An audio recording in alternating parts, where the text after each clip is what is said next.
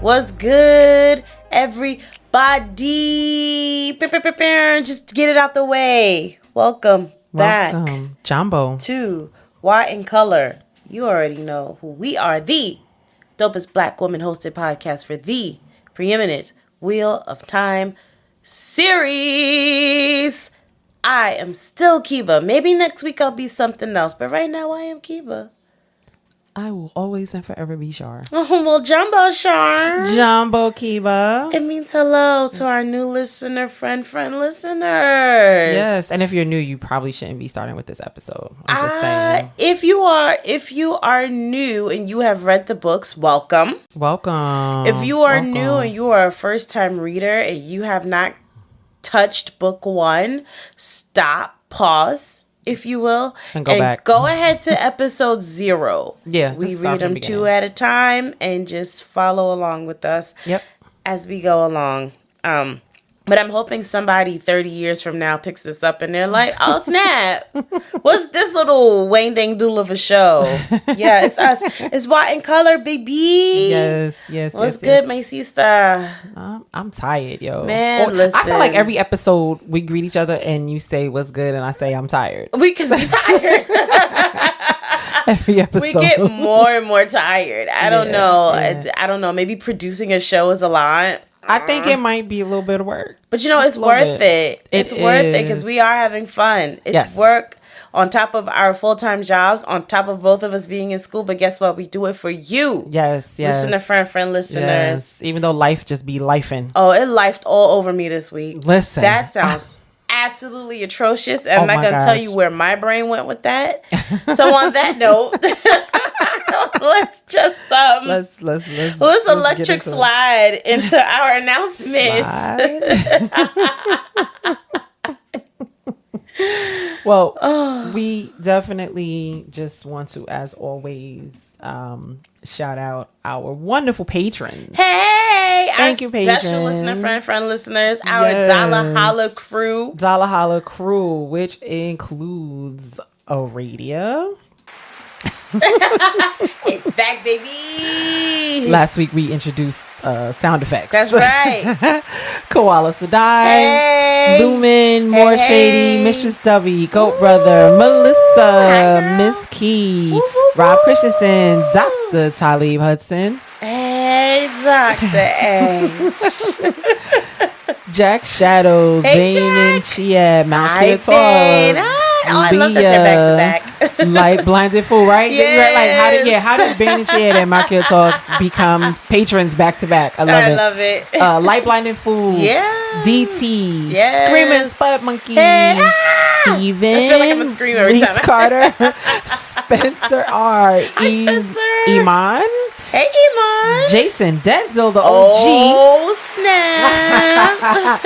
George, Justin Morel, April, Anya. Yes. Ashokova, Charlie Edmonds. Yes, Charlie. TT78, Shelly, hey, Ian, and Skeeterish. Skeeterish. Oh, my gosh. Is that like Skeeter from Doug? I don't know what you're referring to. You don't know Is that Doug? a Nickelodeon show? What is Doug? I don't know. You don't know Doug? Tell me what Doug is. I will not. How dare you? What is it? You don't know Doug? Clearly, I don't know. I'm disappointed. Well, tell me what Doug it is. Doug is a cartoon show that was on Nickelodeon. Okay, I said, is it a Nickelodeon show? But you know what? You were probably I'm like older 20 than you. something. This is what I'm saying. Like, stop being mad at me. You were like in your 3rd year of college. Right. You know? I'm over here like, and I'm like, I don't know what that is, and I don't have younger siblings and things like that. So you know what I'm an only child over here. No. And man. But I when you said Doug, I was like, is that a Nickelodeon show? And you have children. This is why I anticipated that you would at least know what it was. Yeah. Don't mind that. We get alerts on our phone. Alerts. It's fine. We're gonna keep it rolling. We're gonna keep it moving. Yeah, we're not editing nothing no more. I'm sorry. Y'all we gonna tired. get the raw. life is life, and so y'all gonna have to just get all the little table creaks, the the ums. I had a sinus infection last week, so I'm on my sniffle shit. So y'all gonna get tons of sniffles, a la Keba, along with the air horns. So you know, I think the Keba air horn should never ever go away. Those are the little ones. The little soft ones. That's not the actual factual someone ones. Has not heeded our warning and is listening to us at a loud volume. At a 98% volume. We tell y'all every week to turn your volume down because we loud as fuck. We mean it, and we're not gonna unbe loud. Wow. What? No. English language.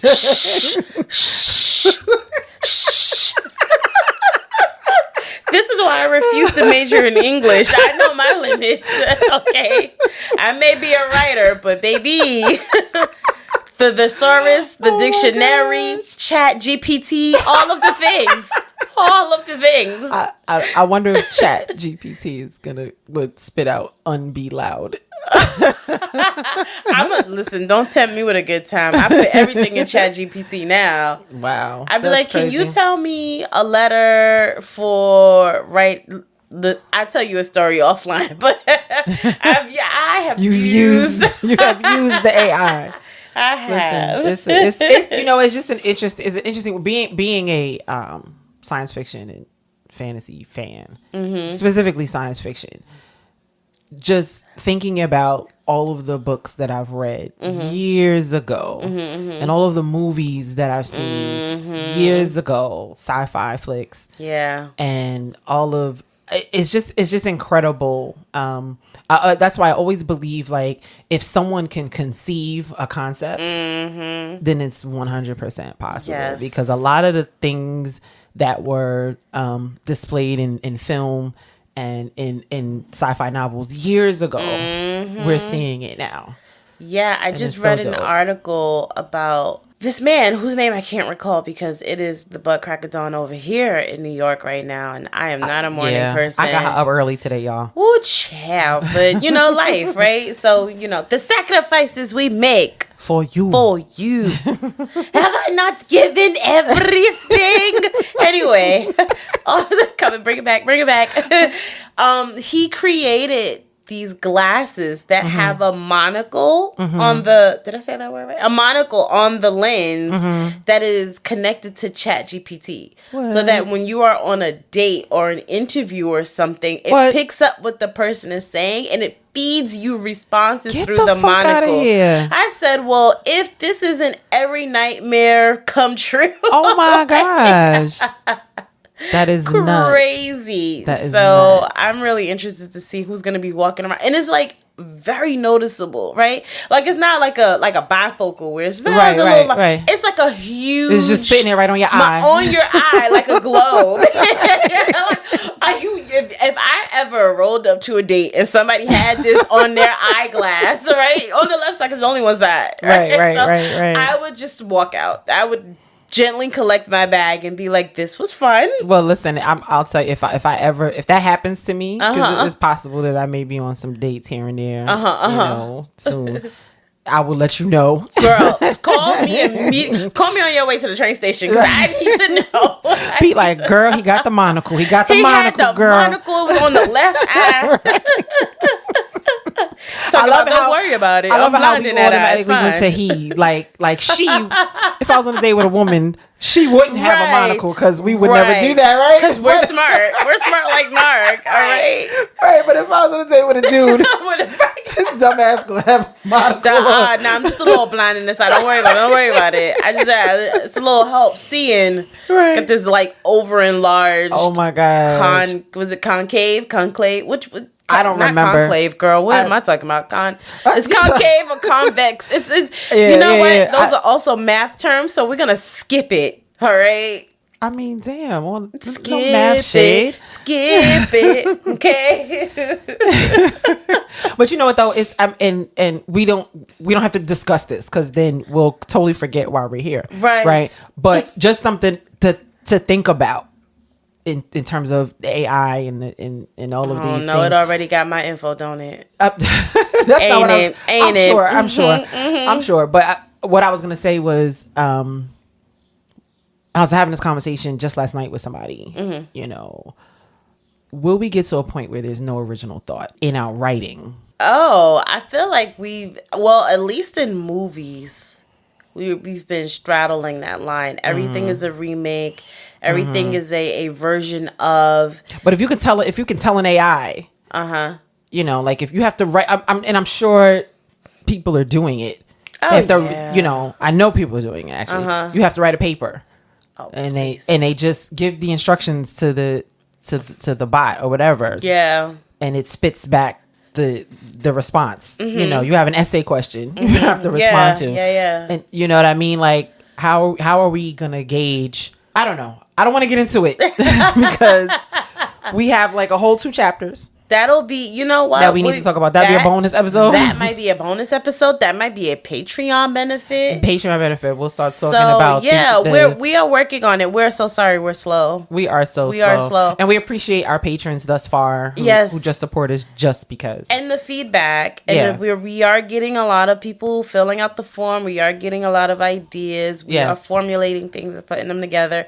We just got to finish putting it together. Yeah, we're gonna do it. But life be lifing. Just bear with us. Bear with us. Yes. But yeah. By episode 38, we might have it together. Maybe, perhaps. Yes, girl. So what are we talking? Episode 38 will be in the next season. Actually, I think we only. Oh damn! Yeah. No, we'll have it together before. We will have it together. I promise, and I'm gonna knock on that wood, but I promise we will have it together at least by the end of book 1. Okay. We won't be so slipshod. Yes. Yeah. That is the promise. All right. Well, what are we talking about? We're talking about chapters 25 and 26. Okay. And chapter 25 is called The Traveling People. And chapter 26 is White Bridge. Now, you predicted... Oh, predictions. No, it's not a big deal. You said that chapter 25, which is the traveling people, you said that would be a Rand chapter. Did I? You did. You said it would be a Rand chapter. I don't remember exactly. You didn't just say it's going to be a Rand chapter. Like I feel like I was between. You kind of went back and forth, but you settled on Rand chapter. Damn. So that's not a real prediction. Don't put that down. Don't count it. That don't count. Okay. You said chapter 26 is. I'm sorry. I'm lying. You lied. You did it correctly, so we want to count it now. Thank you. Yes, we are. I'm misreading my handwriting is crazy. Because I said it was either between Rand and them. You said chapter 25 is about Perrin, Egwene, Elias, and the wolves because it's the traveling people. You said you didn't know that they were going to meet another group of people. Yes, but you said it's about them, so I think that should count. I'm counting as a correct. And you said chapter 26. I'm sorry, my handwriting is crazy. Okay. You said chapter 26 is a Rand chapter, which it was. Oh my God, I'm 2 for 2 You're on 2 for today. 2 on today. That's 100. Bro. That's 100. That's 100. Honestly the only stat that counts. Y'all don't need no prediction sheet. That is y'all don't need a chart. This right here, the only thing that counts. Perfect score. All right, and before we get into our recap and everything, I just wanted to go back to something. Oh snap! Okay, from a couple of weeks ago. Oh, double snap! I don't remember it already. Go ahead. 2 things I want to revisit. One, at one point you called Matt Matthew, and I was telling you like, no, Matthew's not his name. Mm-hmm. And then I didn't recall if we knew his name, so I was like, well, we'll find out his name. But Matt is short for something, but it's not Matthew. But we know his name because we just don't remember because early on in chapter 2. Oh, chapter 2, when they met Moiraine for the first time before they knew she was an Aes Sedai and everything like that, and they first encountered her, and they were introducing themselves to her. Well, Ewan said, "Oh, I told her your names or whatever," but Matt was like, he gave this really fake bow, and he was like, "My name is Matrim Cawthon." Oh yeah, he did it. Matrim. Oh, he did say that. He did say that. That does jog something. Yeah. In the recesses. So we know of his brain. name is Matrim. It's Matrim. Cawthon. Yeah. So they. Oh yeah. So we know all of their names. Matrim. Yeah, all of their full names. The other thing I wanted to ask you about. So last week, Perrin was told or found out that he could talk to wolves, and as soon as he was told, he started hearing them, feeling them, or sensing them, or whatever.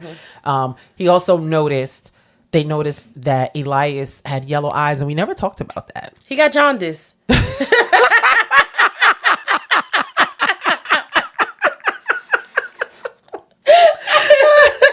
I'm putting that in the predictions. He got jaundice. Elias has jaundice, and that's why his eyes are yellow. It never cleared up when he was a baby. When he was a baby, they never fixed it. Skin's a little pale, eyes are yellow. Oh my God. He didn't get under the light. Got jaundice. Because he didn't have a naive. He didn't have a wisdom. Right. That's what it was. That's exactly what it is. Oh, gosh. Sorry. I'm dying. I'm dying. Oh my God. Nah, he got jaundice. He should. I don't know what pills you could take. I don't know. I think it's a wrap. I think at his big age, it might just be a wrap. I don't know, but it's a wrap. Oh my gosh. That's all that rabbit he be eating. He ain't turned his eyes yellow. Right, he ain't eating no leafy greens. He ain't got no spinach, no collards, no chlorophyll. No, right, no kale, right. He's not eating a nutritious, balanced if he was meal. Juicing every morning. If he just had some kind of a B12 shot, I feel like maybe, just maybe, he might be a little on the more normal eye color side. So is this seriously your thoughts about why Elias's eyes are yellow? Let's say yes for now. Okay. Let's say yes for now because, from a health perspective.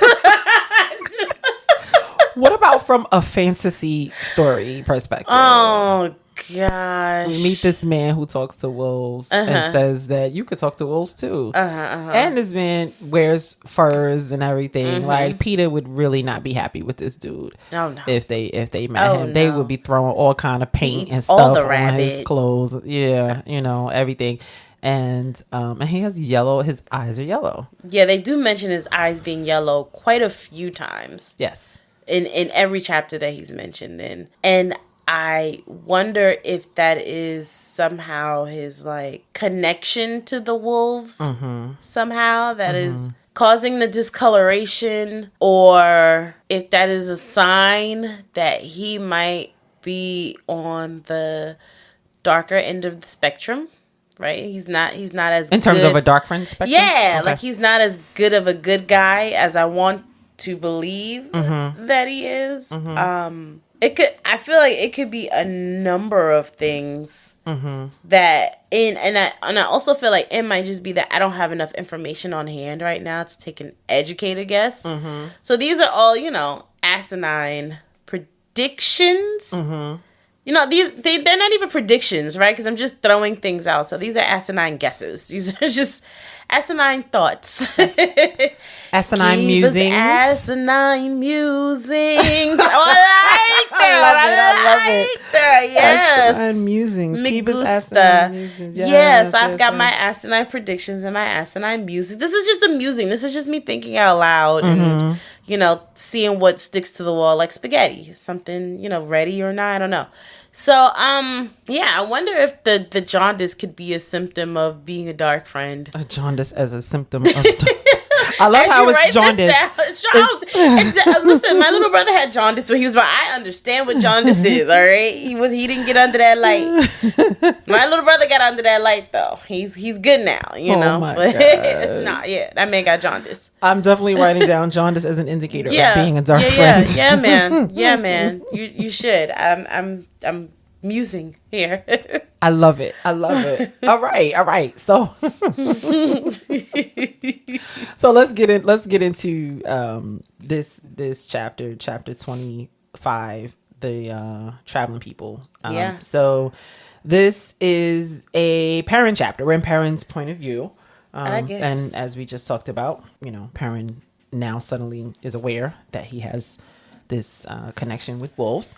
The chapter symbol is a vine with leaves. And the whole crew, we got Perrin, Egwene, Elias, and 3 wolves. Yeah. And they're just walking. It's just moving, just chilling, going about their ways. And Egwene and Bella are both fronting. Both of them are fronting. Like the wolves are not bothering them. You know, Bella and Egwene both got their head on swivel. Like, but bust out parents, like, if you would just ask me, I could tell you they're about 55 knots away. Right. I'm like, okay. Well, the three of them, the Zappo, Hopper, and Wind are walking with them. The rest of the pack is away. Yeah. But they do have three was just chilling with them. Like, were those the main ones? This shit is normal. Because Burn was like, I'm out of here. Yeah, Burn was like, fuck you. And the clique you roll with. Right. He's going to find the other tribe. Right. So Perrin realizes he can, like you said, he can sense the direction of the rest of the pack. Like, he can be like, yo, like you said, if you ask me, they like right up that mountain. Not this mountain over here. But the next one. That's where they all at. Right. As a matter of fact, one of them, Burn, just killed the rabbit. So Egwene is still being a bully about riding Bella, taking turns, trying to make everybody take turns. Elias was like, little girl. No, I'm not riding your dumb horse. Right, my feet are fine. And Egwene couldn't bully him out of it. So they traveled for 3 days, and they traveled south and east because apparently Perrin and Egwene were totally off track. So they had to go... Oh, so they have to go south and east. They're trying to go east, but they were too far north. So they got to go down to go over. They got to go down and over. That's why they were in like wilderness. And that's why Elias was like, yeah, y'all would have never ran into nobody. Y'all trying to get to Camelin, y'all would have never made it. Right, you know? Right. So it seems like Perrin has accepted the fact that he can sense the wolves. Like, all right, this is some shit that, you know, this is what it is. He hasn't dreamt of Beelzebub's cousin, twice removed on his daddy's side, since he met Elias and the wolves. So now his dreams are regular. They're quote unquote normal, except there's always a wolf in the dream now. That's interesting. Yeah. I noted that. Yeah. You wanna finish the recap. Okay. All right. So they're looking for somewhere to camp for the night, and they're walking towards a stand of trees. And suddenly 3 big ass dogs, mastiffs, come busting out of the trees. Now, Baron. Lord Jesus. I just mixed Bella and Perrin. Oh, it's the love name. I just shipped a horse and a human. Baron. Bella. Oh my God. Bella was already shook from the wolves. So now here comes these dogs. So now Bella is bugging out again. Bella said, you know what? I should have left y'all in the river. Right. Went on about my business.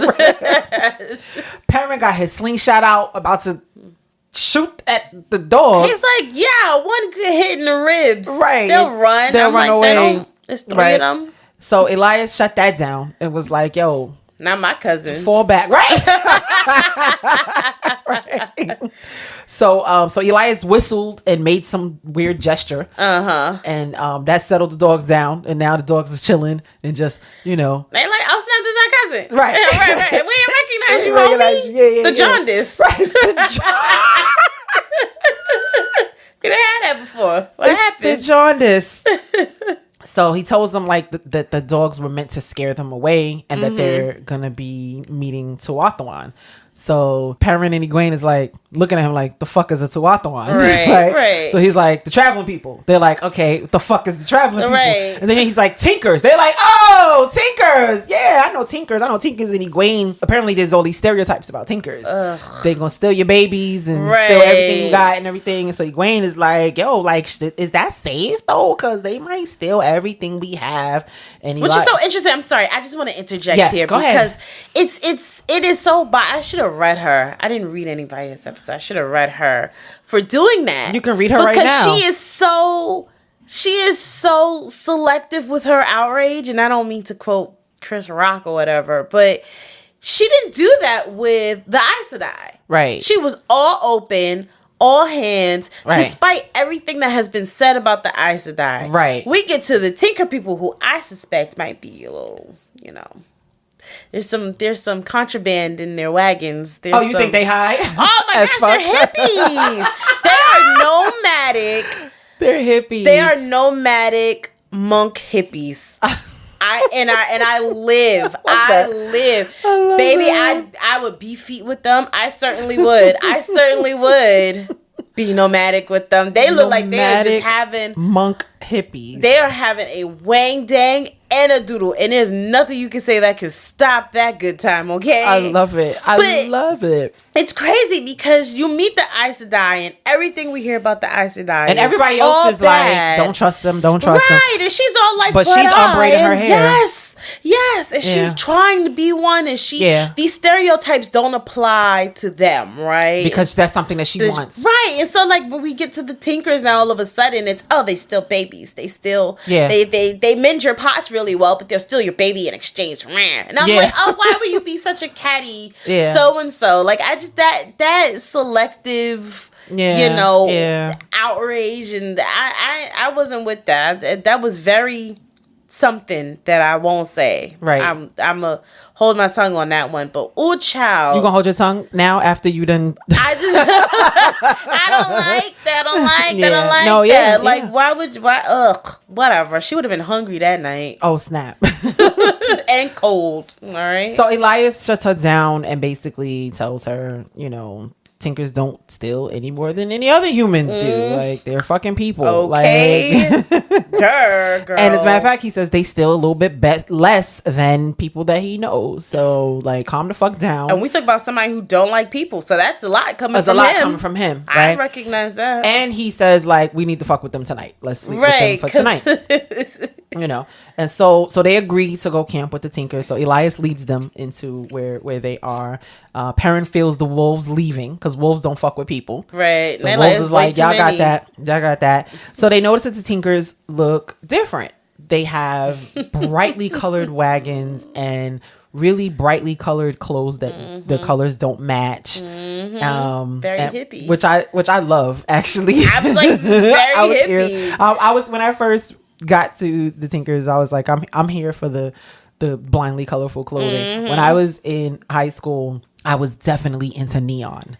Oh, neon orange, neon green, lime green, like the brightest lime green. I was heavily into it. Heavily into it. I used to wear Miami Hurricanes stuff because of the orange and green, but the orange, like, I really, really, really liked it. And then my nickname was Sunshine in high school. It was a whole thing, like all this brightness. But anyway, girl, I wore all black all the time. Oh wow, I was quite the opposite. Colors, get that shit out of here. And I still love purple. Purple was my favorite color, but like I loved purple since I was 8 years old when my mother took me to see Purple Rain. I hated purple as a child. I hated it. As a little girl, because if I had Purple Rain as a reference, I might have liked purple, but my purple reference was Barney. I hated Barney. I was a grown ass woman. Yeah, I was just like, but Barney got on my nerves because I had my oldest child. My oldest child at the time was a little girl, and she liked Barney. And she was like 3 years old, but knew how to put the damn VHS tape in the thing, so she would just get it out. She would, because you put the VHS tape in the VCR and it'll automatically start playing. Yeah. So she would do that. She'd turn TV on, she'd get the VHS tapes, and we watching Barney. I'm like, again, we're watching Barney at this point. Yeah. So I got the Barney, you got the food, lady. Like, hands to your mama duties. Right. I got Barney over here. So I was already grown, but I was already in love with purple. Oh yeah. Because I just fell in love with Prince when I was 8 years old. So Prince. But I was always we're digressing a lot. But they're gonna appreciate it. Yeah. I'm maybe. I mean, I haven't heard any complaints yet. I know, and we appreciate it. Listen, I thought we was gonna get crucified when we dropped that 2-hour episode. I said, oh look, now nobody's gonna listen. But now, like, all of our episodes have been like just under 2 hours because we talk because we're doing what we're doing right now. Yes. Which is not staying focused. Okay. Sorry y'all. Okay. Oh gosh. So all right. So the Tinkers have bright clothes and everything, and guess what? They're normal people. They're going around their lives like humans. They're cooking, they're playing music, they're tending to their children, kids running around, everybody playing with the dogs, even though the dogs are horses. Right. You know how big a damn mastiff go? Please. So then the leader of the Tinkers, his name is Rayan. and his title is Madi or Madai. I'm not sure, which is the seeker. That's his title. He's the seeker. So he greets them with this formality, and he says, "You're welcome to our fires. Do you know the song?" And so Elias responds, "Your welcome warms my spirit, Madi, as your fires warm the flesh, but I do not know the song." And then the seeker says, "Then we seek still. As it was, so shall it be. If we but remember, seek, and find." And then his tone changes because I guess the formality is gone. And he's like, "All right, come, fuck with us. Right. We about to eat." Right. You know what I'm saying? And then, wifey got the bread on hot. Yeah. And when they did their little greeting or whatever, all the music had stopped and everybody was standing and looking. Who that is? Right. And then, that's just my baby daddy. And then once the greeting was over, the formalities was over, then the music started again. Everybody's, back to their little jovial lives or whatever. So Rain asked, like, "Yo, your friends are they're gonna stay away, right? The wolves." Yeah. Like they're gonna stay away. Just checking. Just want to make sure. Right. So Perrin and Egwene, they never met Tinkers before, so they asking all of these questions and everything, and then Egwene is asking Elias, "Are y'all friends?" And Elias is like, we know each other. Like, fuck you on my BI for. Right, because she doing the most. Yeah. So Elias starts explaining that his name is not Madi, that's his title. Yeah. He's the leader, he's the seeker, and he explains this whole song thing that they're asking about. And apparently the song, whatever the song is, it was lost during the breaking of the world. And we know that the breaking of the world happened 3,000 years ago. Yeah. And they believe that if they find it again, all of the paradise of the Age of Legends will return. So basically, they've been looking for the song for 3,000 years. Don't even know what note it starts. They don't know what. Right. Is it a C minor? Right. Is it A? Is it sharp? Like, they don't know nothing. They don't know nothing about it, but, apparently they'll know when they know. So they meet the Seeker's wife, Ela, I guess, and the Seeker's grandson, their grandson, Aram. So Aram starts flirting with Egwene. Mr. Studio Girl. Yeah.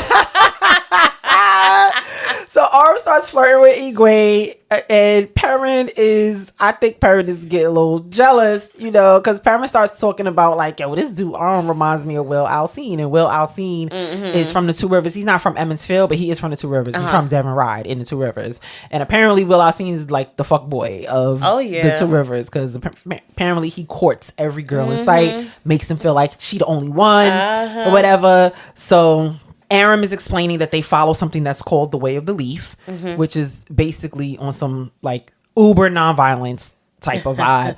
Turn the other cheek. MLK was on that shit. Yeah, MLK wasn't even on this level. This is a whole nother level of non-violence. Like, they don't do violence ever under any circumstances. So it was giving me Airbender realism.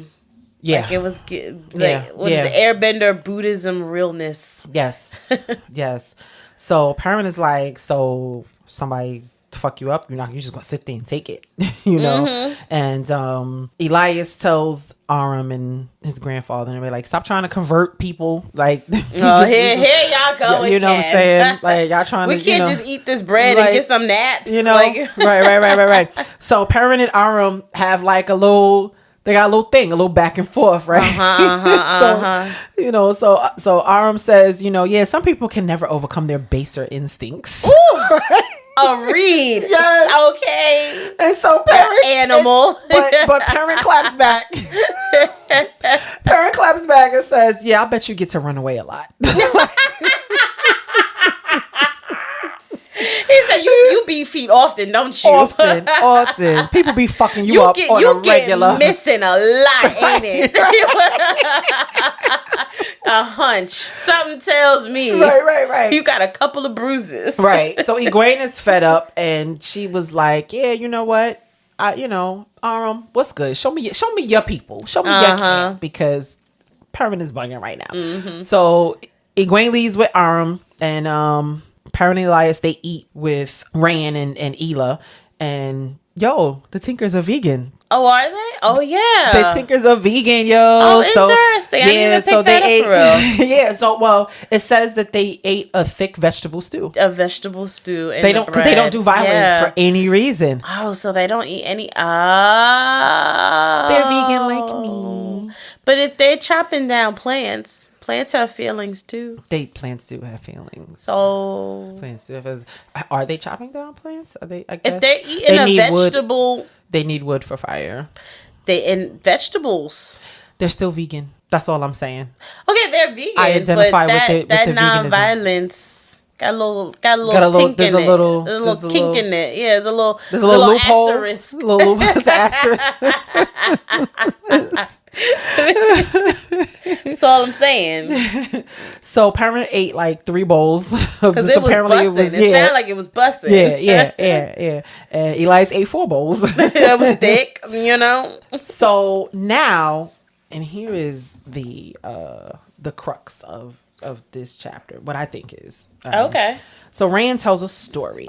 And Rand, who? Rand, Rayan, the seeker. Rayan, yeah. So adjusting him a seat. So that wasn't loud at all. Sorry. So the seeker tells a story because he says he doesn't understand it. So he figures Elias being worldly, right? In all his travels, maybe he can explain it. Maybe he understands it or whatever. And he talks about the Aiel, right? And I think that the first time we heard of someone talk about the Aiel and they're a group of people, the first time we heard about it was way back early in chapter 4 when Tom was talking about, these are the stories I'm gonna tell y'all. And he just says, I'll tell y'all about this. I'm gonna tell y'all stories about this. I'm gonna talk about the Aiel. I'm gonna talk about this. So we don't really know who the Aiel are, but we heard it mentioned that first time. And then, okay, I'll get to that. So, so talk about the Aiel. We talk about the Aiel waste. So the Aiel waste is where the Aiel live. And if you look at your map, y'all, Shar has so for those of you who haven't gotten if you're here, you probably listened to episode 12, and you also probably saw, if you're on Instagram, the very beautiful wooden map that Shar had made for me because she refuses to let me not look at the map, right? The map. Oh, now she knows it. Oh, okay. I watched Zora the Explorer. Okay, but you don't know Doug? Please. None of my kids was watching that, so I don't, Okay. Anyway. So she got this beautiful wooden map of the world created by me. And I'll put it again on our Instagram page, like in the actual picture, so it's there forever. And that was not enough. She has also now... Yeah, I printed out a copy of the map. That way we don't have to leave the mics and get up and walk over to the map that's on your wall. The map is literally not mounted behind me, where I could literally... I know you could reach back there, but you have a printed map right in front of you. Now I have a printed map in front of me, which let me pull it out before she yells at me again. So if you look at your map... I'm going to go look at my... where's my map? Oh, here it is. Did you lose your map? Nope, I got it. Okay, that was great. Printed on the 19th. Okay, so if you... Okay. Don't be looking at the date I printed this map. I printed that on Malcolm X's birthday. Okay. So if you look all the way on near the top right side of the map. So along the right side of the map, you see it says the spine of the world. It's written sideways. Yep. Okay, right above Aiel waste, and it's an arrow pointing. So basically, like all of these mountains, and so the other side of all of those mountains is the Aiel waste. Okay. So that's the Aiel waste in relation. So you can see how far it is from everywhere else, and you can see which cities are kind of close. Nearby. Yeah. Okay. So they talk. So in the story, we learn that there are some people who can cross the Aiel waste without being bothered. So that tells me that everyone else cannot. Yes. Yep. Right. Yep. So apparently the only people, some of the people that can cross the Aiel waste without being bothered by the Aiel, we can safely assume, are Gleeman, peddlers, if they're honest. And the so not Pattern Fane. so not Pattern Fane. Damn, always bringing it back. So Pattern Fane is not crossing the waist. No, because he's not an honest peddler. No, they'd skewer his ass. On site? On site. What words? We know you. Probably got a little jaundice in the corner of his eye. Oh, shit. He got a little bit of jaundice, too? A little in the corner of his eye. We got to watch for if we ever see Potter Fane again in this book, we got to look and see if there's any descriptions of his eyes. I need descriptions. Oh, my gosh.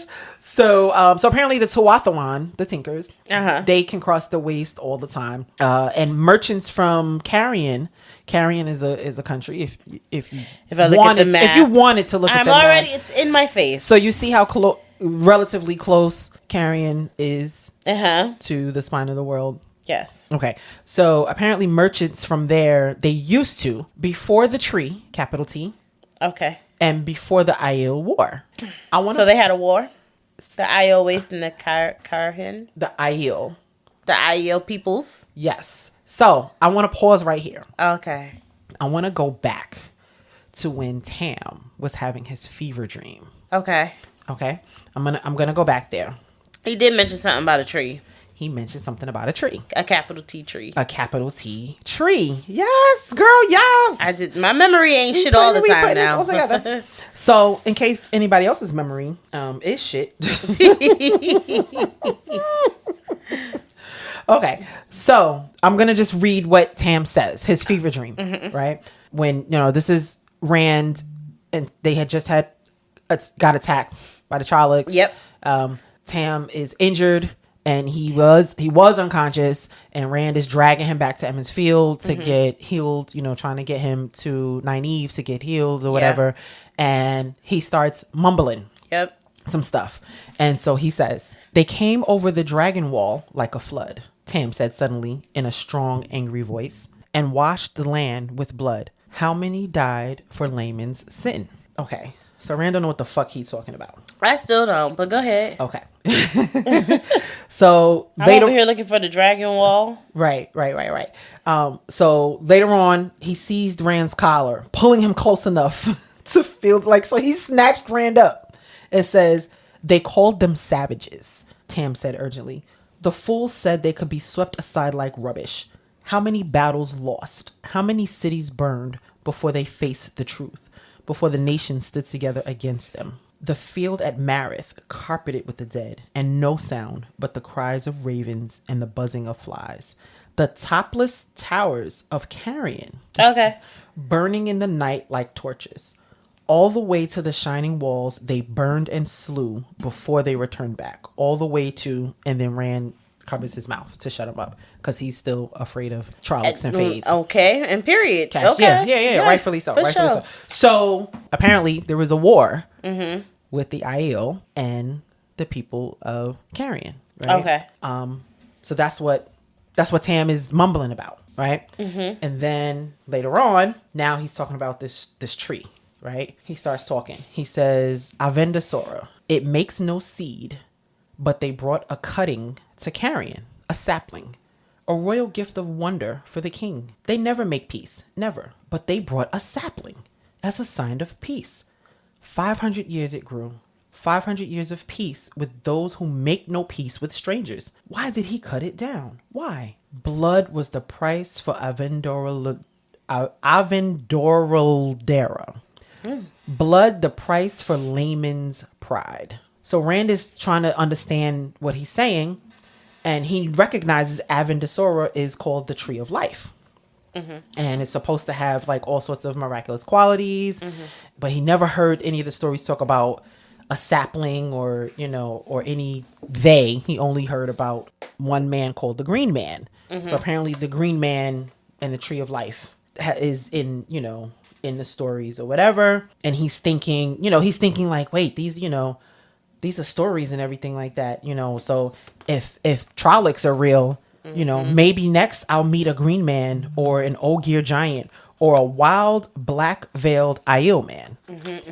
So that's their impression of Aiel, that they're wild or whatever. Wow, what is it? What'd you say? Wild, black veiled. So black veiled. So okay. they cover their faces with a black veil. Aiel man. And then he continues on, and that's when he talks about finding Rand, basically. Battles are always hot, even in the snow. Sweat heat, blood heat. Only death is cool. Slope of the mountain, only place didn't stink of death. Had to get away from smell of it, sight of it. Heard a baby cry. Their women fight alongside the men sometimes. Yeah. But why had they let her come? I don't. Gave birth there alone before she died of her wounds. Covered the child with her cloak. Blah blah blah blah blah. And he mentions yes. Rand is a good man. Blah blah blah. Okay. So his mama's from is Aiel apparently.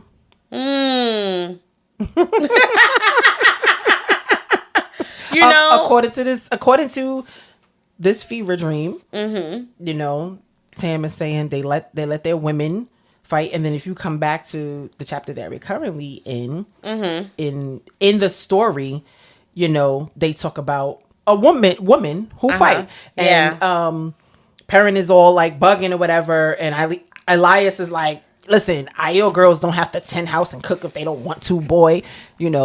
Right. Some of them become warriors. And they don't all got to dance on the pole. Exactly. And some of them join warrior societies. And he mentions one of them, which is called Farderais Mai, which means Maiden of the Spear in the old time. That's cute. And so the Maidens of the Spear fight right alongside the men. Or whatever. Okay. So Rand is explaining that the Aiel always avoid the Tinkers for some reason. But this particular Aiel, they came up to the Tinkers to give them this message or whatever. Also, just we're learning about the Aiel. This is the first time we're actually getting some insight into these group of people. Apparently, their men don't sing except when they're in battle chants, or if they're singing a dirge for their slain. And apparently, those are really, really, really, really sad. And Perrin is thinking, but she's always thinking that that the Tinkers can't be afraid if they would cross the waste, right? So he has this impression of them that they're punks, right? Because they follow this way of the leaf or whatever, but like, damn, they can't be that afraid if they willing to walk through the waste or whatever. So he's continuing the story or whatever. And he says that there were, they had some Maidens of the Spear there. And they were all dead except for one, and she was dying, and she crawled to the Tinker wagons, and he said that it was clear that she knew that they were Tinkers because they could see her disgust for them. She loathed them, but apparently she had a message that was so important to her that despite her loathing, she had to pass it on. And apparently, side note, Trollocs are afraid of the waste as well. Okay. Because in the story, Rain is saying that Trollocs were in the waste. And Elias is like, what do you mean? Trollocs don't go into the waste. They wouldn't go 100 miles into the waste if all the Murdral and the Blight were driving them. They call the waste the dying ground, apparently. So, and this side note, Perrin is like, yeah, you seem to know a lot about Trollocs. Right, you over here just... fuck you been doing? So anyway. Rolling with the big dogs, huh? Did you know Narg? Right. Because Narg's smart. Okay. So, all right. So he's continuing in the story. And that one Maiden of the Spear who was alive, was about to die, she says she found the seeker of that particular band of TEoTW and said, and I'll quote what she said. She said, "Leaf blighter means to blind the eye of the world. Lost one." So why should call him lost? That's what they call the Tinkers. The Aiel call the Tinkers lost one. Okay. He means to slay the great serpent. Warn the people, lost one. Sight burner comes. Tell them to stand ready for he who comes with the dawn. Tell them, and then she dies. So in that quote, a lot of words are capitalized. Yeah. Leaf blighter is capitalized. Eye of the world, of course, that's the name of the book. Lost one is capitalized. Great serpent is capitalized. People is capitalized. Warn the people. People is capitalized. Yeah. This phrase, he said, tell them to stand ready for he who comes with the dawn. That's all capitalized. Yeah. Right? Yeah. And so, yeah. And then she died. So Rand lets them know that Leaf Blighter and Sightburner, that's what the Aiel call the Dark One. Mm-hmm. Then he said he called us the Lost. So he just, didn't really think about that. But he doesn't know who the people are. Mm-hmm. Who are the people? Capital P, people. Do you have a clue yet? They don't have a clue. Right. So the rest of them, they're like, we don't know what the fuck none of this means. Right. Because slay the great serpent? What does any of this mean? Well, the serpent, if you look at... don't you tell me to look at no map. Don't you do it. If you look at the symbol, the chapter symbol... yeah. That's at every end of the chapter. It's a serpent biting its own tail, but it's in the infinity symbol. Yeah. Maybe that's the great serpent, because that's a snake biting its own tail. You're here to lead me astray. I don't trust you. You may go on. Damn. You call me a Darkfriend again? You gonna call me a Darkfriend every episode? I may just. Damn, son. Mm-hmm. Oh my goodness. Mm-hmm. Oh my God. As you were. Anyway. So Elias don't know what the fuck this story means. He's like, yeah, I've been around, but I don't know what the fuck you talking about. Right. Egwene comes back and says that, got a little hickey on her neck. Right. I didn't do nothing. They ain't got no toothpaste in the comb. Get that out. Wait, she had her spinning the night bag? She had her spinning the night bag. Oh no, baby. Oh my God. I'm dying. So anyway, she comes back and she says that she ate dinner with Aram and his mother. And then danced. See, that's how he be getting them. That's how you get the girls. He be like, come meet my mom. Come like, meet my mama. You think that's special? Yes. Mom in on it too. So Perrin is so jealous, and he's like, you should know better to fall for a man like that, don't, because he reminds him of Will Alcine. Hater. So suddenly Egwene starts crying, right? Because the reality of everything is setting down on her, and she's like... but first Perrin is like, oh shit, like the fuck that I said. Right, I feel like he gave her like 2 pats in the back of the head. Like it's okay. And he thinks to himself, and I thought this was kind of funny, he thinks to himself that Rand wouldn't know what to do, because Rand has an easy way with girls. Because this is Rand's girl. Right? He's like, why am I consoling Rand's girl? It's my best friend's girlfriend. Get off of me. It looks crazy. So basically, Egwene is scared. She's worried that everybody else is dead.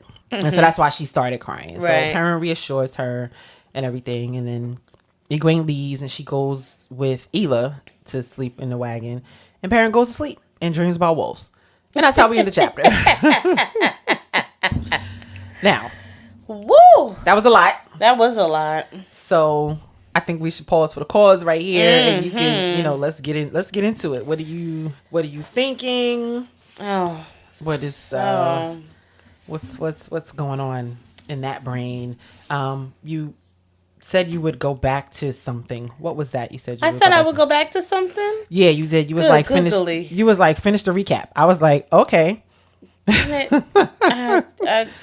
Girl. And I don't remember. I don't remember what that was, yo. I remember right now. Go back to. I don't know. I don't know what it was. We talked about yellow eyes. I don't know. But anyway. Okay. All right. Let's just move on. Yeah. If it was important, I think I would have remembered it. Maybe if it wasn't so early. I don't know. But so one of the things that really stuck out to me in this chapter was, I got to touch it. Okay. Stereotypes. And that's a callback from the game. I'm sorry. I felt like you might have been able to get that. But if you would have said I'm dancing and emphasizing, then I would have been right on it. But that was one of her. So that was in the. Gosh, they hate us. This was in the episode. Sorry, y'all. So this was the episode when they was all at the club, when Tasha Mack was at the club with Rick Fox. Yes. And they was talking about Merv. What's his name? Irv. Irv not having a big thing because he was Caucasian. Yeah. And he whipped it out, and they were like, "Damn." Yeah. Stereotypes. Oh my gosh. So clearly this comes from the this idea of the stereotype comes from Egwene, and I don't recall parents saying too much about Tinkers. Just that, you know, when Mistress Luhan got her pot back from the Tinkers after they mended it, that the pot was better than when she got it when she first got it. Right. You know, he was like, well, you know, I know that. But Egwene was like, no, they're thieves. Oh, they steal. That's why they don't come down into this. And they kidnap your baby. Right. Yeah. So, what are some stereotypes that you have had to unlearn? Oh my gosh. Right. And like, what are your personal opinion on stereotypes? And do you believe in the idea, right? Because, you know, sister to sister, we sometimes justify stereotypes by saying that they're based in truth, in a little bit of truth, right? And so, do we really believe that, or do you really believe that? Let's talk about it. Let's jump in. Well, Stereotypes. Let me think, because let me tell y'all, I never know what she's gonna ask, so I'm so not prepared for this question, like at all. In the very least, there might be a lot of dead air in a minute as I think. I'm on my parent right now. So your question is... I threw a few at you. You did, so I'm trying to decide. So let's start with I think which might be the easier one to answer. And what is your personal opinion on stereotypes? So my personal opinion on stereotypes. My personal opinion on stereotypes is I think that everyone has at some point believed some sort of stereotype, whether they want to admit it or not. Right. And, you know, stereotypes are not good. You know, the whole cliche, don't judge a book by its cover, all of those things, you know, because you don't know me, right? You don't know where I've been. You don't know. You don't know my life. Stereotypes suck. They really suck. But we've all had them. Here's one. Here's a stereotype. That I'll admit. And this has to do with being in a Black fraternity or sorority.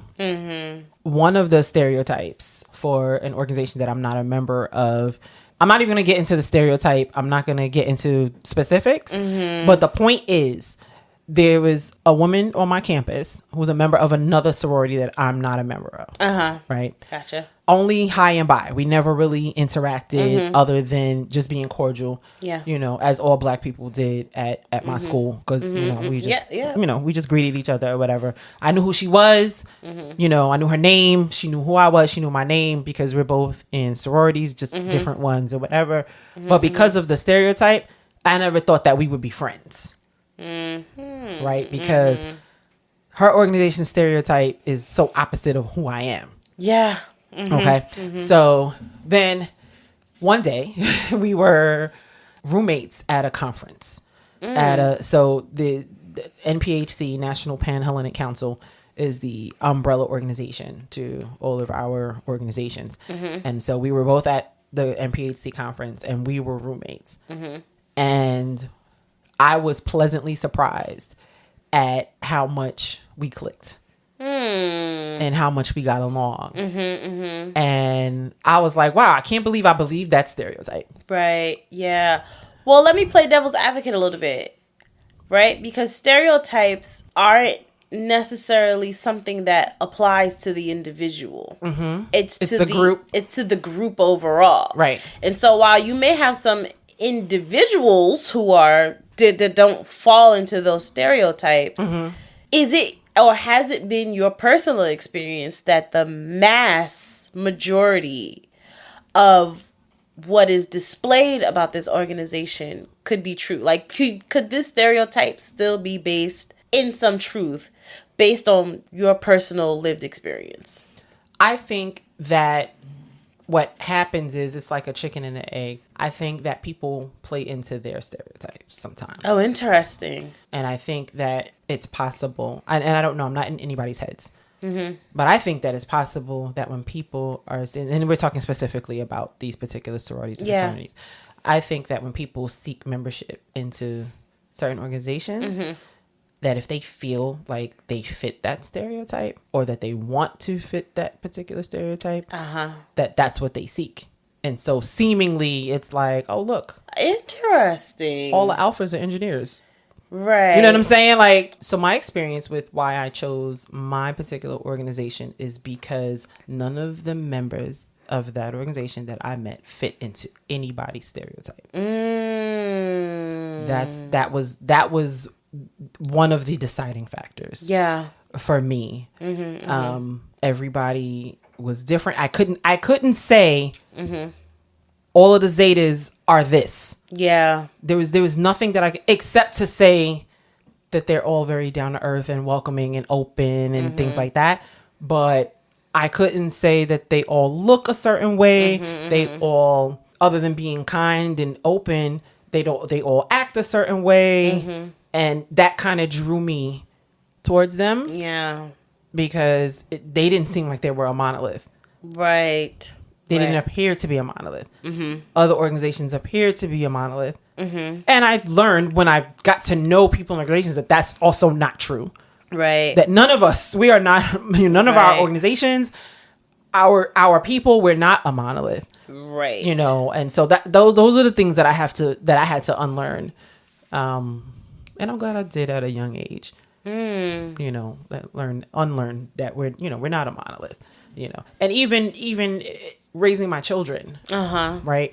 Speaking of us not being a monolith, my children are such individuals. You cannot assume anything about my children just because they're Black children. Yeah. You know, if someone makes assumptions, they'll probably get it wrong about my babies. You know, especially my youngest two. You know, so yeah. That's interesting. So when I think about stereotypes, right? I don't know. Maybe I've just been conditioned to do that, but I immediately think racially, right? And because, you know, as Black women, we get hit with a gajillion stereotypes, you know, and I recently saw a meme, me and the memes, right? But that said that Black woman culture, right? Because we are, you know, we have a culture unto ourselves. Black woman culture is deemed ghetto until it is co-opted, basically, until it has been siphoned into white culture and into popular culture.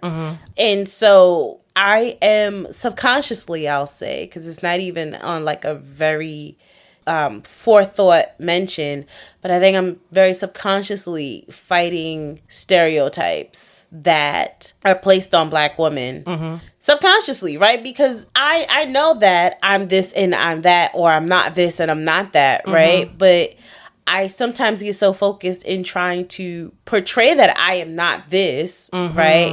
That I get caught up, right? So if I'm at a party and you know, Cash Money taking over for the 99 and the 2000 come on. Right, you getting crunk. I want to, like, you know, pop my butt, you know. But I will hold that back because I'm scanning the room. Are we in mixed company? Who all here? Right. You know, because who's going to look at me, you know, attempting to enjoy myself and then deem me. Yeah, assume a certain thing. Right. You know, just because you're, you know, that's interesting. You know, that also reminds me of code switching. Oh, yeah. You know, why do we do that? Oh, you know why we do that. I know why we do that. We know why we do that. But we are talking to our listener friend listeners. But you know what I'm saying? Because of stereotypes and people assuming certain things about us, just exactly what you just explained. Right. You know, we tend to change our behavior. It's almost like we're coddling white folks, like keeping them comfortable. Yep. Yeah. So yeah. You know, so we code switch so we don't make anybody uncomfortable. Right. But, you know, also some of that is rooted in self-preservation. It's rooted in protection. It's rooted in, I need to keep my job. Absolutely. So when I get to work, I sound a very different way. Yes. You know? Absolutely. And when I get around my friends. And then we get the microaggressions like, oh my God, you're so articulate. I've gotten that so much. Yeah, I've gotten that my whole life. It's ridiculous, really, when you think about it. But that is a lot of the gook that we have to like sift through. Yes. Right? And it's interesting because speaking of like code switching, and I'm at JordanCon, and I am mentally and emotionally fighting the desire to put on my work voice. Right. And, not be as introverted, right? Because there is a stereotype about introverts that, they just, don't like people or sneaky. They're up to something. And while, let me just be honest about myself, myself personally, Keba, I like people. I just can't be around people for a very long time. Right. You gotta on a consistent break basis. From peopling. Right. I do. I need to recharge because I have a tendency, I'm very sensitive to energy. I will take on people's moods. So if someone comes around me and they're sad, I am now sad.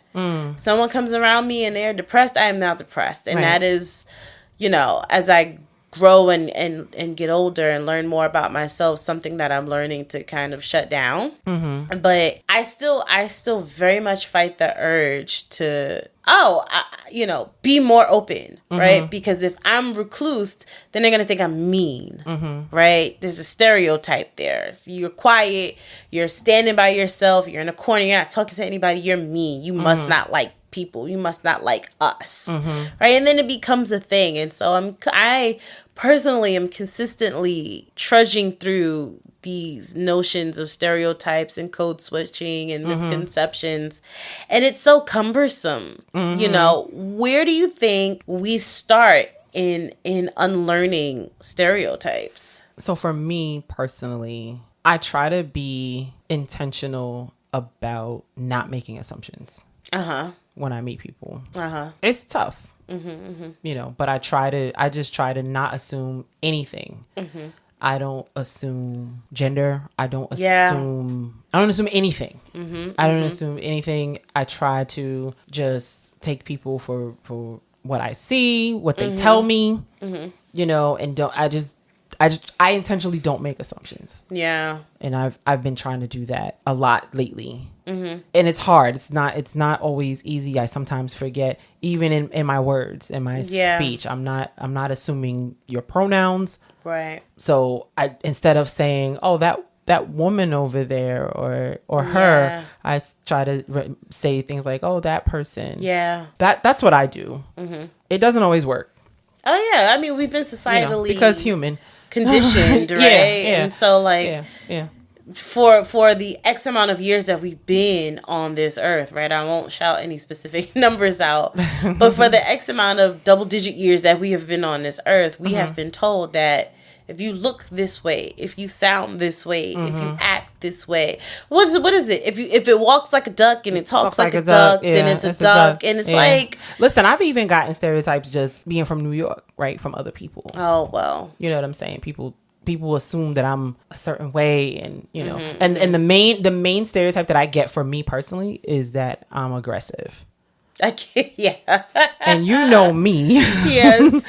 I'm like the least aggressive person that I know. Yeah. That's an interesting one. But they assume that just because I'm from New York, that I have this abrasive, But that's because we're talking about stereotypes, right? I was just talking about this with a colleague who just transferred from our Germany office. And he's, learning the culture. And he's like, yeah, I keep hearing this thing about New Yorkers are kind, but not nice. And Californians are nice. Oh, it's kind, but not nice. Something like that. Did I say that right? So like if a New Yorker sees a woman with a stroller coming up the stairs, they'll help them. But we are kind, but we're not going to be nice about it. They won't be nice about it. They'll be rude. They don't say anything. They don't say anything. They just grab the stroller. No, because I literally, when he said that, that's the first thing you thought of. Right? Because I remember one time I had my niece. She was a kid, and I had her in the stroller, and some dude just walked in front of me, and immediately I'm like, yo, my man, you don't see me. But before I could finished, he picked up the other end, and we was just walking down the steps, and I was like, oh, okay. Right. All right, so I see what happened here. He put it down when he got to the end. He looked back at me, gave me a head nod, and kept it moving. Caught his train. Right. I missed the train, but he caught the train. Right. Yeah, I've heard that before, too. Yeah. And Californians, allegedly, right? I don't want to, offend our friend listeners on the West Coast, but they will, invite you to all the things and be the best friend and then be kind of catty to you or unhelpful in ways. Okay. That's the reverse, right? Okay.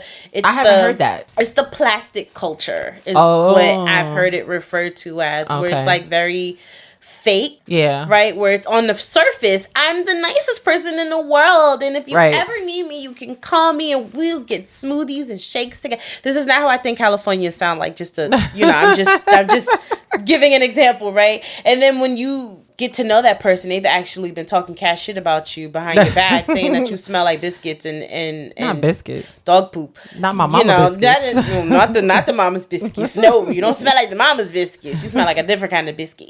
So it's those kind of little weird stereotypes that sometimes I'm just like, oh, you gotta fight against that, right? You have to swim upstream with those stereotypes. But then I go, nah, it's true a little bit. It's a little true. There's a little truth in there because New Yorkers are mean as fuck. We will curse you out. We will curse you out. And then we'll help you carry your bags to the bus. Right.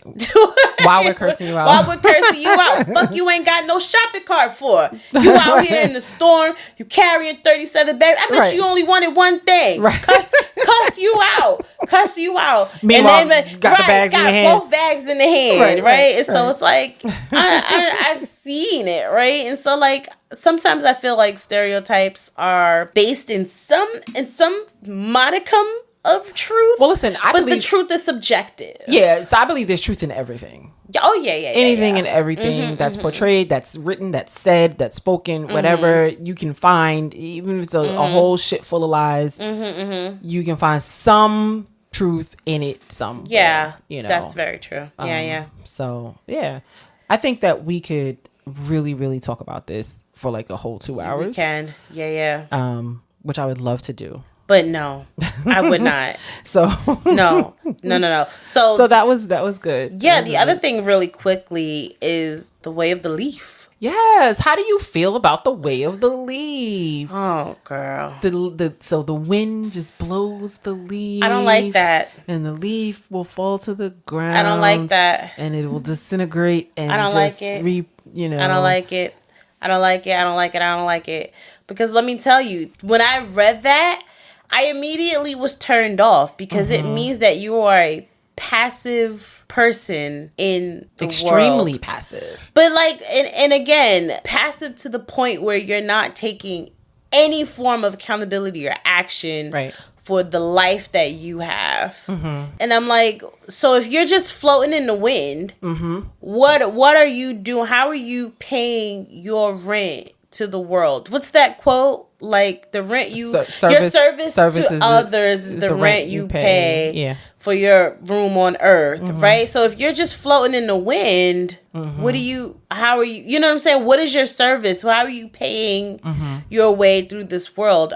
Is it through looking for the song? Right. I don't know that. I don't understand the idea of not being able to protect yourself, right? And I don't know, maybe again, stereotype, right? This may be me as a New Yorker, right? I'm ready, right? Head on swivel, right? Yeah, because I was given this life, and one of the things that I feel like the Creator has given us is the ability to protect it, right? You're placed here for a purpose, for a reason, right? And part of your duty and your purpose is to protected, right? To the best of your ability. There are things that are out of your hand, out of your control, and that's fine. But to allow yourself to be disrespected, denigrated, disregarded, and in such obvious ways, it's a little troubling. And I understand the notion behind the act of nonviolence, right? I understand the notion behind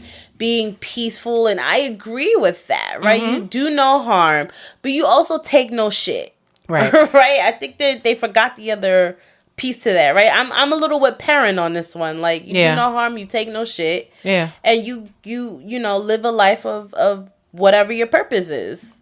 I agree. I'm with you. You know, I just thought that was a little strange. Mm-hmm. But and then even particularly when they was starting to get down into the nook and cranny of it, where they were like, when they gave the example of the axe chopping down the tree and how you think that the axe has no damage to it, but over time the damage is done to the spirit, right? I think that was the crux of what they were trying to say, because you have unintentionally inflicted a harm onto someone who has done massive harm to you, because you have harmed their spirit through their act of violence to you. And I was like, so I got to take responsibility, right?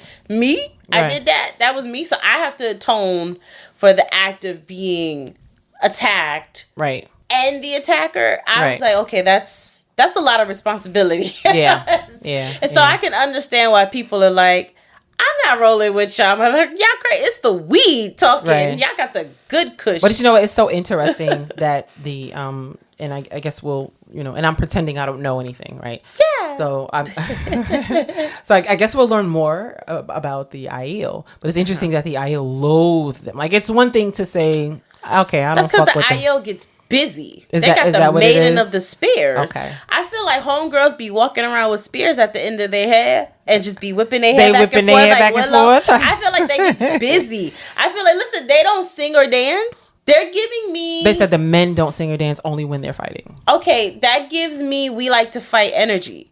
That gives me very Bronx. Well, that was the men. Still. But the fact that they allow the women to do it as well is like, well...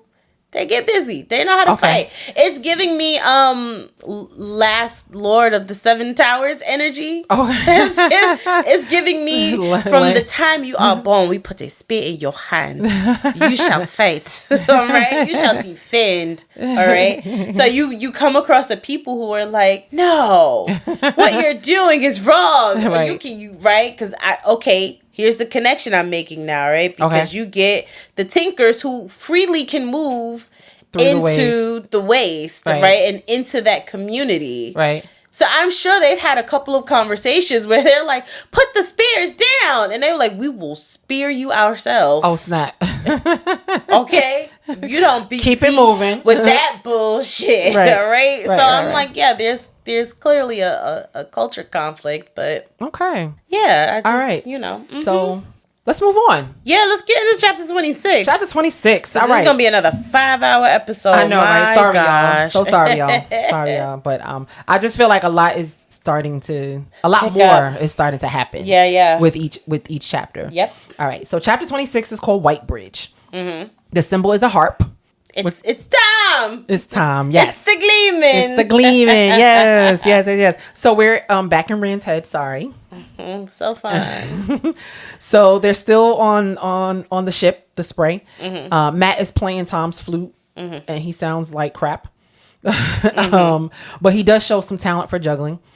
So Tom is teaching them because he feels like, you know what? This shit may not turn out good for y'all. Right. Maybe I should have some transferable skills in case all your friends are dead. So he's like, fuck it. Y'all should be gleaming. So even though they made up a lie and was like they Gleeman's apprentices, he's like, y'all might have to really be Gleeman's apprentices. Because shit may not turn out good for you or whatever. So Rat. I just did Rand and Matt. What is wrong with me today, yo? It's early. Oh my gosh. Rand. Rand is saying, no, everybody's alive. Nobody's dead. But Matt is frowning and scowling and everything. And it's like, what if they are dead, right? So just a negative Nancy. Yeah, he's just looking crazy. So they approach White Bridge. And apparently there's actually a white bridge that is called White Bridge, and that's what the city is named after. Rand wonders if it's made of glass, and Bail Dolman comes up and is like, nah, it's not glass, but it doesn't scratch and it doesn't get slippery when there's rain, so we don't know what it is. And Tom was like, might be something from the Age of Legends. So they're very curious about the material that the White Bridge is made of. Yeah. So they get to White Bridge. Dolman basically kicks Gelb off, Like, motherfucker, immediately don't come. That man don't said you pass. can take the plank or the shore. Right. What you want to do? Whatever you doing, you ain't doing it here on this ship. Right. Okay. So they see a bunch of people at the dock. There's a bunch of people at the dock, but they don't see any of their people. Right. So Tom says, watch out for that dude Gelb, because he's gonna call. He's a hater. Gelb is a hater. Y'all need to watch out for Gelb. Right.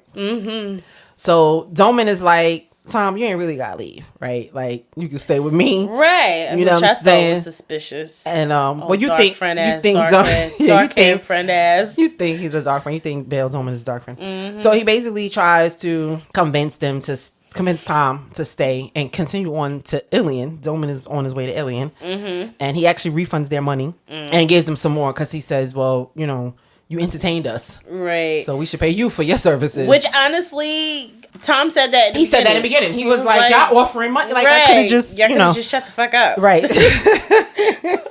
So Rand is like, nah, we can't stay with you because we meeting friends in Whitebridge, and then we going to Camelin.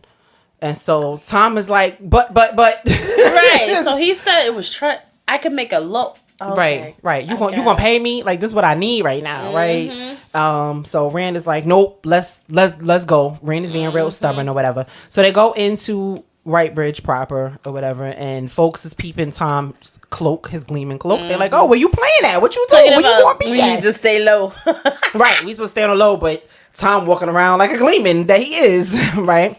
So Whitebridge is as big as Barrelon, Rand notices, but with not as many people. So they go into an inn called the Wayfarer's Rest, and there's a fat innkeeper, and Rand wonders if all innkeepers are fat. What a stereotype. Speaking of stereotypes, right? Fat innkeepers. And so Tom asks if there's somewhere private for him and his boys to talk. The innkeeper tries to hire him. Like, immediately. Like, oh, you a gleeman? You know. So they asked the innkeeper for the news. The innkeeper's name is Bartim. And so the innkeeper talks about Logain, the false dragon that was running rampant.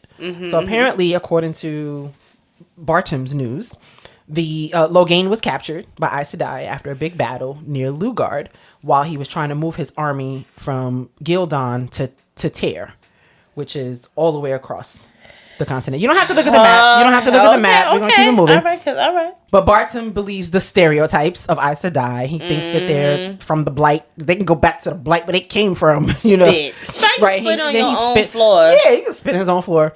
So the Aes Sedai are taking the false dragon Logain to Tar Valon, and they are stopping at every village and town to put him on display. I guess to let the world know that we got him. We got him. The world is safe.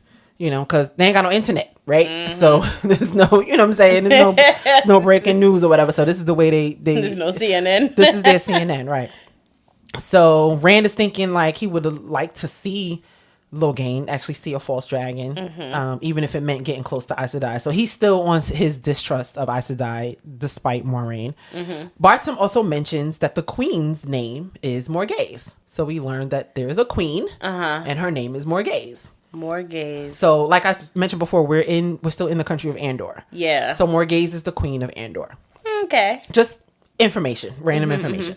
Okay. So apparently Logain could do things, which we know that means channel. And Bartim says there was a false dragon 2 years ago, and that one couldn't channel, so there was no need for Aes Sedai. You know, just regular folks got him, you know, chained up or whatever. So Tom is trying to be clever because he's trying to ask for news about strangers, and he was like, "Yeah, you must get a lot of strangers." And Bartim was like, "Yeah, let me tell you about some strangers." So the stranger, you know, not realizing they trying to ask about their friends. So Bartim starts telling him that this dude came from Ilion and basically read a proclamation that they're reading everywhere, and they basically officially called for everyone to gather in Ilion for the Hunt of the Horn.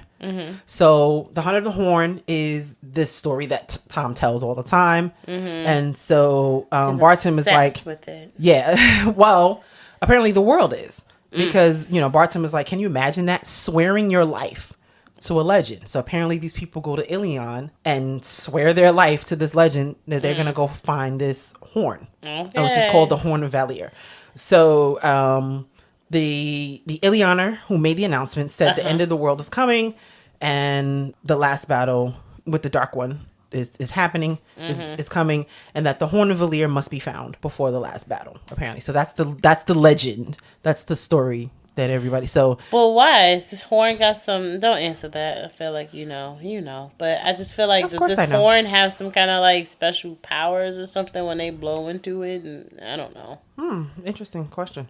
So wow. Okay, bye. So the innkeeper is, first he's making light of it, and then he gets a little serious, and he says, with the winter being as harsh as it has been, and all these false dragons popping up, that must mean something. What do you think, Tom? So Tom is just like mesmerized for some reason, and he starts reciting a stanza from The Hunt of the Horn. I'm not going to read it. It's on page 389 of my copy of the book. And so Bartum gets excited and it's like, yes.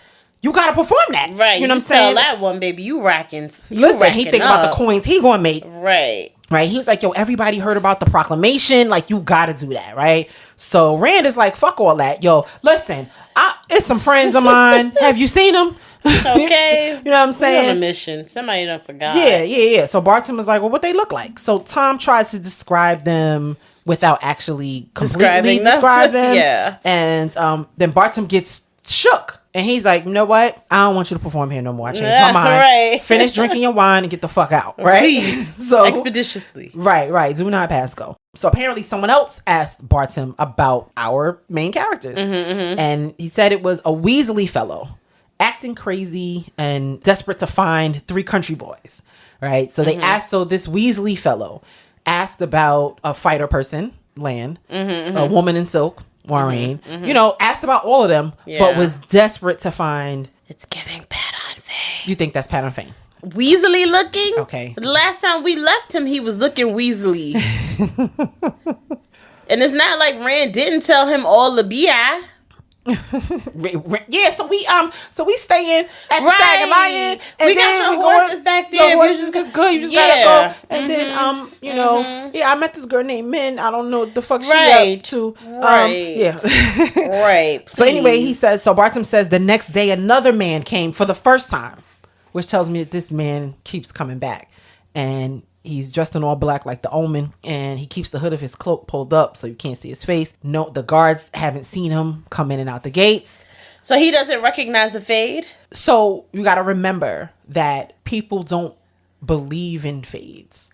They think they're fairy tales and stories until they actually have a fight with a fade. Like, so Rand and our crew, remember, they didn't believe in fades. They were stories. You know what I'm saying? They saw this cloaked rider. They're not thinking fade. Right. They're thinking, who is this man? Is he coming to steal some sheep? Right. You know what I'm saying? And so it's not just in the Two Rivers where people didn't believe in. But he believes in Aes Sedai. He believes in Aes Sedai, but he doesn't believe in. Later on, we'll get to it. Later on, when we get to Gelb, running his mouth, and everybody is like, Trollocs, ain't no Trollocs. Oh, right. Those are fairies. You know what I'm saying? Yeah. So like that's the mindset of people who are not. And I don't want to tell you to look at the map, but people who are not close to the borderlands. So in the borderlands, which is close to the Blight, which is where the Trollocs come from, they 100% believe in Trollocs and fades because they fight them all the time. But the further south you go, where your whole entire lifespan, you don't never see a Trolloc. You don't never see, if it's not a part of your life. Those are stories and fairy tales and things like that. So when you meet a fade, you might like, yo, this dude is strange. I'm a little scared, but your mind is not saying this is a murder. Right. You know what I'm saying? Yeah. So anyway, they know it's a fade. Yeah. You know what I'm saying? But Bartum seems a little shook, and he's like, yo, I don't want no parts of y'all. Matter of fact, here's your money back. Yeah. For the drinks that you bought.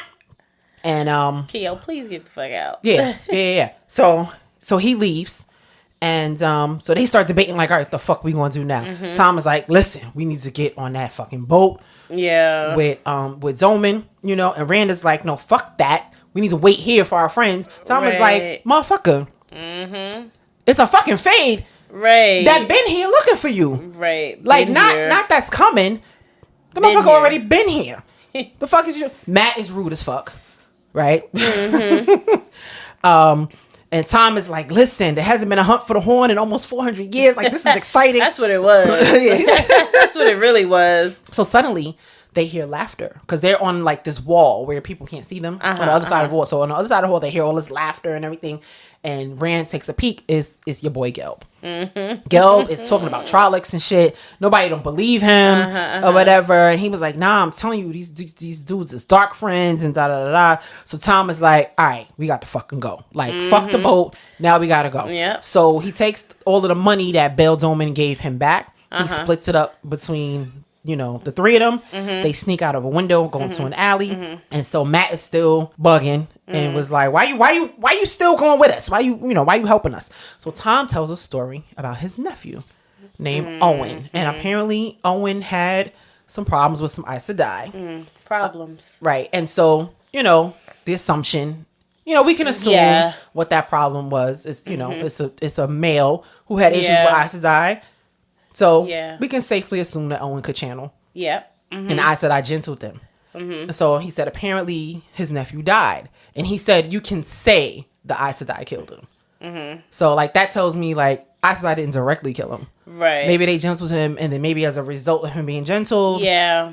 Maybe that led to him. Yeah. Maybe they gentle him in time. And maybe he couldn't take it anymore and he killed himself. Or maybe, you know what I'm saying? Like who knows? Yeah. But so that's the thing. So Tom is like, yo, wait right here. He leaves. He comes back. He had changed his cloak. So he's disguised. And at first they like, oh, shit. But then they realize it's Tom. And he was like, good. Y'all didn't recognize me? All right, bet. So, let's roll out. Tom is like, listen, we're going to leave one at a time. We're going to pretend like we're not together or whatever. And they notice is a fade. And the fade notices them. So now the fade starts coming towards them. So Tom is like, listen, don't look at it. Don't look at his eyes. Don't look at his eyes. Don't look at his eyes. And so Rand like tries to move away, pull away. Yeah. But he does, it's like he said, it felt like tearing a leech off of his face. So basically Tom is like, listen, when I say run, I need y'all to run straight to Camelin. When you get to Camelin, you're going to find this inn called the Queen's Blessing. All right? Remember it. Queen's Blessing. So Rand is like trying to, like, I don't understand. Motherfucker. I said what I said. I said what I said. You heard me say it. Queen's Blessing in Camelin.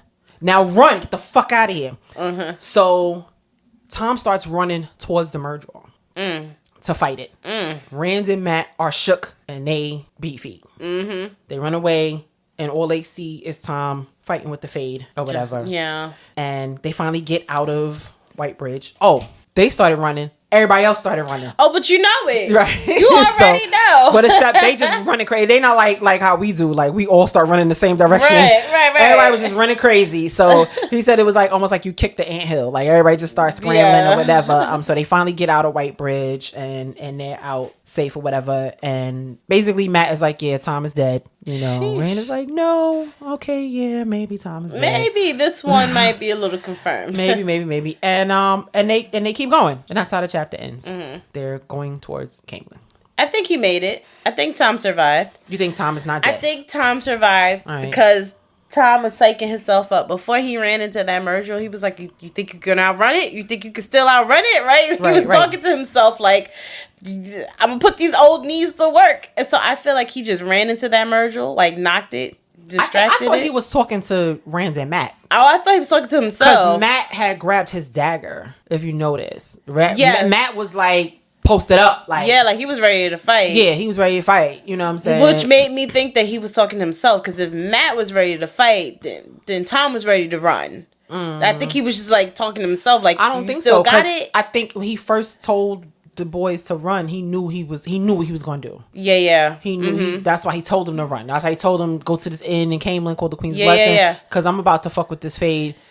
And I might not make it. So no, yeah. So I feel like yes, that he knew that he was gonna like bulldoze him. Yeah. But I didn't think he was like gonna like sit and fight with him. Yeah. I thought he was gonna like bulldoze him and then get up and beat feet. Right. Because why would you even? You know what I'm saying? Yeah. But you got any other predictions? So Tom is not dead. Do you think they make it to this Queen's Blessing? Yes. I do. I think they do. I think if we're predictions, I think Aram likes Egwene enough to abandon the way and join them on this adventure, which famous last words. Abandons. I have that written down. You don't gotta write that down. Okay, great. Thank you. Somewhere near the end of the book, or maybe the next book, we are going to learn what the encrypted message means. The one that the IL warrior gave to. Oh, okay. That message. The maiden. Right. So the dying maiden. I think somewhere near the end of the book, or maybe in the next book, we're going to learn what that message means, because we're going to meet someone from the IL Waste and they're going to know exactly what she was talking about. Okay. So I don't know if we ever get this story, but Tom's nephew had the ability to channel, and he was not gentled in time, and I think that's what caused him to die. Okay. Tom might be a Darkfriend. Why is he really trying to keep them out of Tarvalon? Because he mentioned... Oh, because he was trying to say, like, fuck all this Tarvalon, right, let's go be gleaming. Let's go be gleaming. Let's and go travel the world the other way. Yes. Yeah. I was like, now you know what the mission is. Why are you trying to... You already accepted the mission. Why are you trying to dip to the left now? Daman might be a Darkfriend. You said that last time. I said that. I'm planting my flag. He do be a Darkfriend. Because why would he not give them back the coins that Moiraine gave them?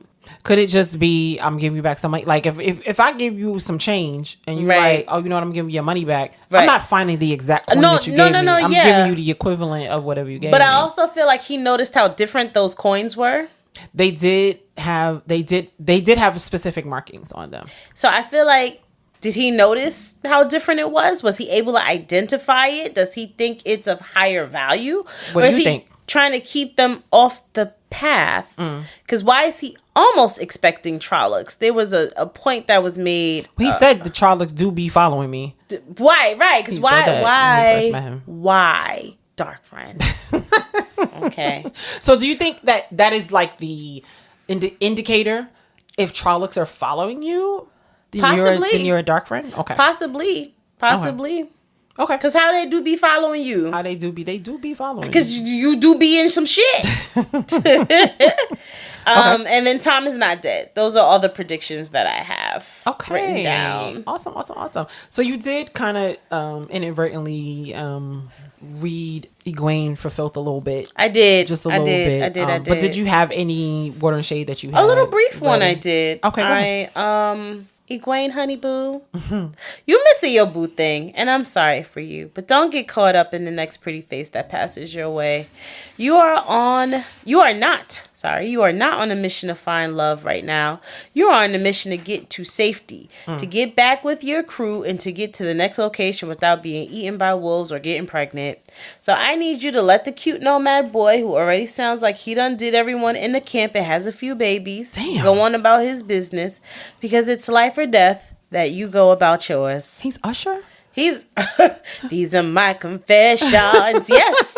Listen, he sound like he done slid and did everything in his camp. In the camp. Wow. Okay. So that ain't none of my business though. Okay. But yeah, those are my little that's my Sispy set fast. Oh, that's okay. That's a Sispy set fast. So she got a shade. She got a little slight shade. Got a little slight shade. And a Sispy and a little Sispy. I think I did that last week too. I'm gonna start combining them. Shade be steadfast. Steadfast shade. Here's some steadfast shade. Steadfast shade. So for me, I just wanted to tell Perrin to just stop being stupid about, like, you acting jealous. Like, Egwene is not even your girl. Right. And you, like, why you mad at her because she trying to get her little dance on? He was protecting the homie, though. Is that what it is? I think so, because if somebody sees Talib out acting like he ain't supposed to be acting, y'all better check his ass. Be like, you forgot your wife is at home. Hello. But he didn't say, no. Perrin didn't say, oh, you forgot about Rand. Right. Perrin was like, why you fucking with this dude? Right. You know what I'm saying? And it was, and because of the little back and forth that they had, the little pissing contest that they had earlier, and then like, why you fucking with him? That's why it's given a little jealousy, even though they not even romantically involved. Right. Perrin did not like the idea of Egwene possibly fucking with Aram. So I'm like, just leave that girl alone. She's a grown ass fucking woman. Yeah. Leave her alone. That's fair. That's fair. So that's all I had. All right. I That was awesome. I didn't have anything like that. I didn't have any shade Thank you for your shady. That was shady. I didn't have any more shade. That was a read. And I don't have any Sis Be Steadfast. Your Sis Be Steadfast is good. Yeah. So yeah. So who we bigging up? That's it. Oh, so for our big up, hey, all of that woman, big up. So I came across this podcast. I saw it came on my Twitter feed.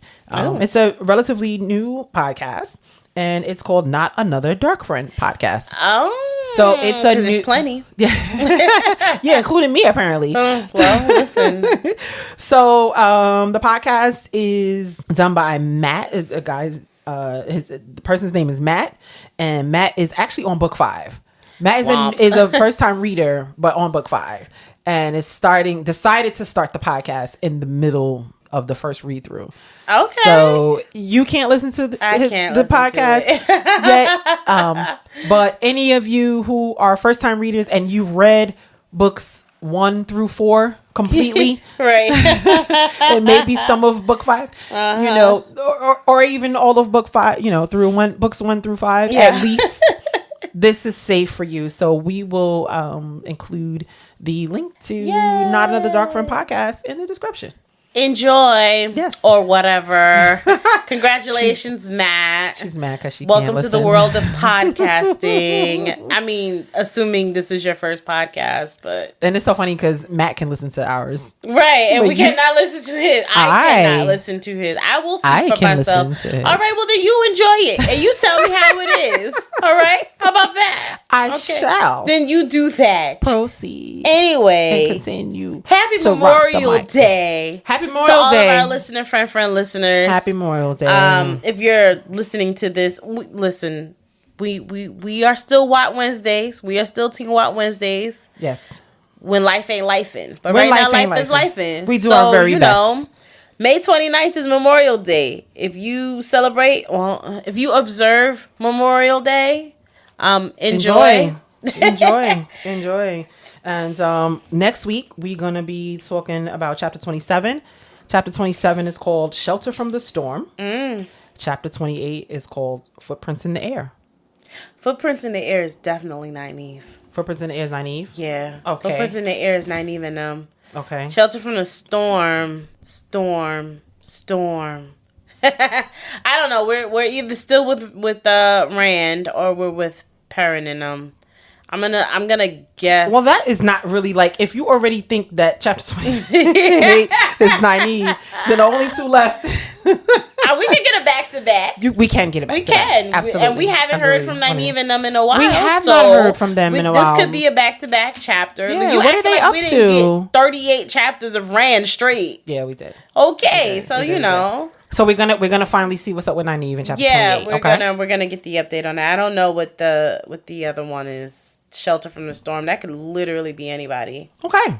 But yeah, those are my predictions on the next chapters. That's next chapter. And of course, in the meantime, we're all over the social medias. Anywhere you can find us, we're all over everything, wherever you listen to podcasts. And if you're listening still, hi, thank you so much. Please go on ahead and give us a like. Give us you're subscribed, right? I hope you're subscribed, right? So, and then give us a rating and give us a review. Yes. Thank you, and thank you so much to everyone who has given us ratings. We're right now 5 out of 5 stars on Apple Podcasts. We are perfect. Thank you so much, and thank you for all of your kind words on the reviews. We really are grateful, and we're so happy that you're enjoying the content, because we have a lot of fun making it. So thank you so much. Thank you. Yeah, so we did it again. Woo! End of another episode. Listen, everybody, thank you so much for listening to WoT In Color. Remember to come in love and go in peace. Just don't let the wheel cause you jaundice on the way out. Deuces. That cause you jaundice, baby.